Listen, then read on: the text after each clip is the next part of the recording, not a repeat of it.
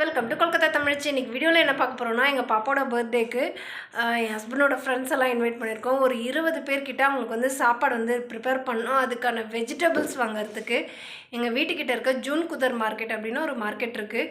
அங்கே வந்து விலை கம்மியாகவும் கொஞ்சம் ஃப்ரெஷ்ஷாகவும் கிடைக்கும். நான் எப்போவுமே சிறுகுண்டா மார்க்கெட் தான் உங்களை கூட்டிகிட்டு போயிருக்கேன். இந்த மார்க்கெட் போகலாம், இங்கே என்ன ரேட்டு அப்படின்ட்டு பார்க்கலாம். வாங்க வீடியோக்குள்ளே போகலாம். நான், சின்ன பாப்பா, ஹஸ்பண்ட் 3 பேருமே மார்க்கெட்டுக்கு கிளம்பிட்டோம். அவ்வளோ குளிருங்க. எல்லோரும் ஸ்வெட்டர் அதெல்லாம் போட்டுட்டு தான் கிளம்பியிருந்தோம். இப்போ நம்ம ஜூன் குதர் மார்க்கெட்டுக்கு வந்துட்டோம். மார்க்கெட்டுக்கு வெளியிலையும் கூட ரோடு ஓரத்தில் இந்த மாதிரி நிறைய காய்கறி கடைகள் இருக்கும்.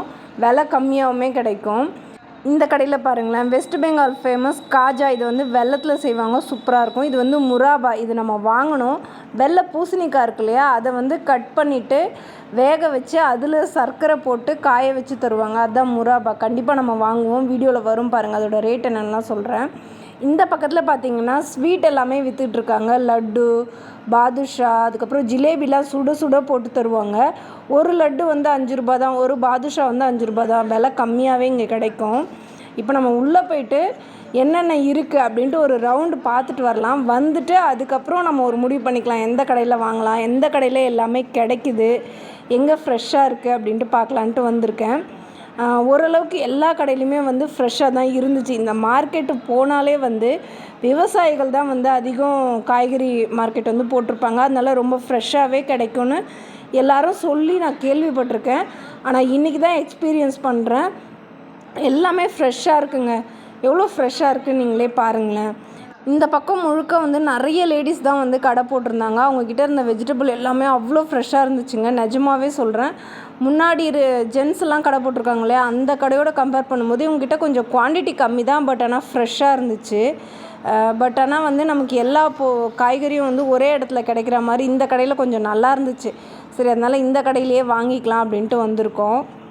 நாங்கள் இந்த மார்க்கெட்லேயே பார்த்ததுலேயே இவர்கிட்ட தான் வந்து அவ்வளோ வியாபாரம் ஆகிட்டே இருக்குது. பாருங்களேன், எவ்வளோ பேருக்கு வந்து அவர் எங்களோட காய்கறி கொடுக்கறது இல்லாமல் எவ்வளோ பேர் வந்து வாங்கிட்டுருக்காங்கன்னு பாருங்களேன். கண்டினியூவாக பிஸியாகவே தான் இருக்கார்.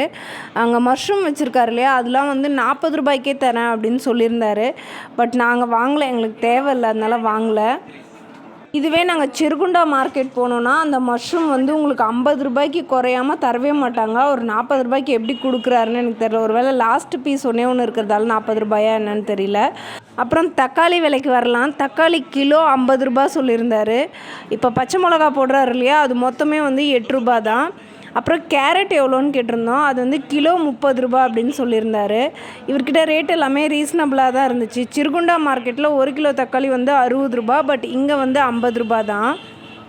அடுத்ததான் வந்து கொடமிளகா கேட்டிருந்தோம். கொடமிளகா வந்து 1/4 கிலோ 30 ரூபா சொல்லியிருந்தார். ரீசனபிளான ரேட்டு தான். அங்கே வந்து 100 கிராமே 15 ரூபா சொல்லுவாங்க. அதாவது 200 கிராமே 30 ரூபாய் ஆகிடும். இது வந்து 1/4 கிலோ, அதாவது 250 கிராமே 30 ரூபான்றது நமக்கு நல்ல விலை தான். அதில் ஒரு 1/2 கிலோ வாங்கிக்கிட்டோம். அதுக்கப்புறம் பச்சை பட்டாணி வாங்கியிருந்தோம். ஃபுல்லாக கவர்டாக இருக்கும் இல்லையா, நம்ம வந்து உரித்து எடுத்து சமைக்கிற மாதிரி இருக்கும். இது வந்து 1/4 கிலோவே 40 ரூபா சொல்லியிருந்தாங்க. பட் ஏன் இவ்வளோ விலையாக இருக்குதுன்னு தெரில. ஆனால் குளிர்காலத்தில் இதை விட விலை கம்மியாக கிடைக்கும். 1/4 கிலோ 20 ரூபா, 10 ரூபாய்க்கெலாம் கூட கிடைக்கும். இன்னும் குளிர் ஜாஸ்தியான விலை குறையுமா என்னன்னு எனக்கு தெரியல. இதில் ஒரு 1/4 கிலோ வாங்கியிருந்தோம். அப்புறம் ஒரு 1/4 கிலோ இஞ்சி, 1/4 கிலோ பூண்டு கேட்டிருந்தோம். 1/4 கிலோ பூண்டு வந்து உங்களுக்கு 30 ரூபா வருது. இஞ்சி வந்து 20 ரூபா தான். விலை கம்மியாகவே இருந்துச்சு. நம்ம ஊரில் இஞ்சி பூண்டு என்ன விலை அப்படின்னு கமெண்ட்டில் சொல்லுங்கள். அடுத்து 10 எலுமிச்சம்பழம் கேட்டிருந்தோம். ஒரு எலுமிச்சம்பழம் அப்படி வாங்கினோன்னா 5 ரூபா அப்படி கொடுப்போன்னு சொல்லியிருந்தாங்க. நாங்கள் 10 எலுமிச்சம்பழம் வாங்கவே 40 ரூபாய்க்கு கொடுத்துருந்தாங்க. ரேட்டுமே ரொம்ப ரீசனபிளாக இருந்துச்சு. நம்ம வேறு குவான்டிட்டி அதிகமாக வாங்குகிறோம் இல்லையா, வீட்டுக்கு வாங்கினா என்ன வாங்குவாங்க, ஒரு 1/4 கிலோ 1/2 கிலோ தான். நம்ம வந்து 1 கிலோ அந்த மாதிரி அதிகமாக வாங்கவே நமக்கு வந்து விலை கம்மி பண்ணி கொடுத்தாங்க. எல்லா பொருளையும் வாங்கிட்டு இன்னும் மார்க்கெட்டில் கொஞ்சம் பொருள் வாங்க வேண்டியது இருக்குது. இவர்கிட்ட வந்து ஒரு 20 ரூபாய்க்கு கொத்தமல்லி வாங்கியிருந்தோம். கொத்தமல்லி ரொம்ப ஃப்ரெஷ்ஷாக இருந்துச்சு. அடுத்து இன்னொரு கடையில் பார்த்தோம். வெங்காயம் எவ்வளோன்னு கேட்டோம். கிலோ 20 ரூபா சொல்லியிருந்தாங்க. எங்களுக்கு ஒரு 3 கிலோ தேவைப்படுது. ஸோ அதனால் வெங்காயம் எடுத்துகிட்ருக்கேன். வெங்காயம் வாங்கி முடிச்சுட்டு பீன்ஸும் அதுக்கப்புறம் வெள்ளரிக்காயும் வாங்கணும். இங்கே பார்த்தா ஒன்று சைஸ் சின்னதாக இருக்குது, இல்லை ரொம்ப முத்தி போயிருக்கு. அதனால் எங்கே ஏதாச்சும் ஃப்ரெஷ்ஷாக இருக்குமா அப்படின்ட்டு பார்க்கலான்னு இருக்கோம். வெங்காயம் வாங்கிட்டு பார்த்துட்டே போனோம். ஒன்றும் அந்தளவுக்கு கிடைக்கல. அடுத்தது பாப்பா வந்து முராபா கேட்டால் 1/4 கிலோ 30 ரூபா அப்படின்னு சொல்லியிருந்தாங்க. சரி ஓகே 1/4 கிலோவே கொடுத்துருங்க அப்படின்ற மாதிரி சொல்லியிருந்தோம். குளிர்காலத்தில் மட்டும்தான் இந்த முராபா கிடைக்கும். எங்கள் பாப்பாவுக்கு வந்து ரொம்ப பிடிக்கும். இது நாங்கள் சத்தீஸ்கரில் இருக்கும்போது இதை பார்த்து வாங்கி சாப்பிட ஆரம்பித்து இதோட டேஸ்ட் பிடிச்சிதா இப்போது இங்கேயும் கிடைக்கும்னு எனக்கு தெரியாது. இப்போ பார்த்துட்டு நல்லா இருக்கவே தான் வாங்கியிருக்கோம். நீங்கள் யாராச்சும் இதை ட்ரை பண்ணியிருக்கீங்களா அப்படின்னு கமெண்ட்டில் சொல்லுங்கள். வெள்ளை பூசணிக்காய் இருக்கு இல்லையா, அதில் தான் செய்வாங்க. அடுத்ததாக இங்கே இருக்கிற மார்க்கெட்டில் பீன்ஸ்லாம் ரொம்ப முத்தி போய் பழசாக இருக்குது. சரி சிறுகுண்டா மார்க்கெட் போகலாம் அப்படின்ட்டு சிறுகுண்டா மார்க்கெட்டுக்கு கிளம்பி வந்துட்டோம். இங்கே வந்து கொஞ்சம் விலை கூட இருக்கும், பட் ஆனால் இங்கேயுமே வந்து நல்லா ஃப்ரெஷ்ஷாக கிடைக்கும். ஒரு 1.5 கிலோ போல் வாங்கலாம் அப்படின்ட்டு வந்திருக்கோம். இங்கேயுமே நல்லா தான் இருந்துச்சு, நல்லா ஃப்ரெஷ்ஷாக இருந்துச்சு. பட் என்னென்னா விலை வந்து கொஞ்சம் ஜாஸ்தியாக இருக்கும். அது நம்ம மைண்டில் வச்சுட்டு தான் வாங்குற மாதிரி இருக்கும். அடுத்ததாக புதினா பார்த்தா அவ்வளோ ஃப்ரெஷ்ஷாக இருந்துச்சுங்க. இந்த மொத்த புதினாவும் சேர்த்து 20 ரூபா சொல்லியிருந்தாங்க.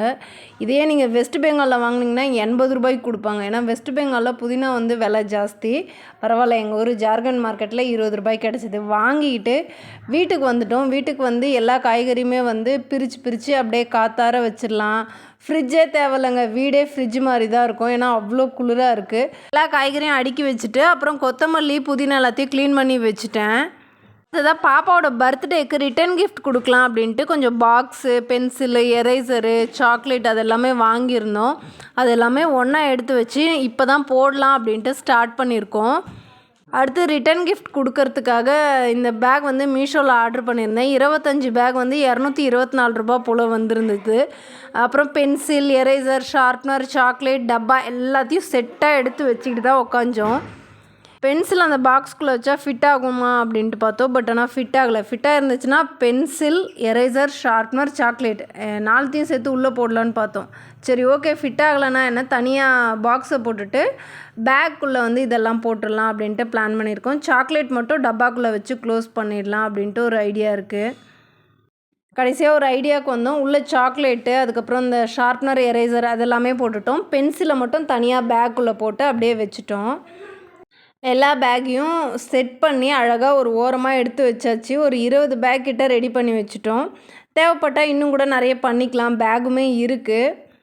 ஓகே ஃப்ரெண்ட்ஸ், உங்களுக்கு இந்த வீடியோ பிடிச்சிருக்கோம் நம்புகிறேன். உங்களை இன்னொரு வீடியோவில் சந்திக்கிறேன். பாய்.